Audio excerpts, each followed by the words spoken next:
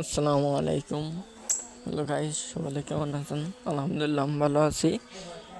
ছাগলকে কৃমি ডোজ না করিয়ে ভিটামিন খাওয়ালে যা হয়, এই যে স্কিনে যে দুটি ছাগল দেখছেন সেগুলো কৃমি ডোজ না করেই ভিটামিন খাওয়াইছে, সেজন্য ছাগল দুটি একদম নড়াচড়া কম করে দুর্বল হয়ে গেছে।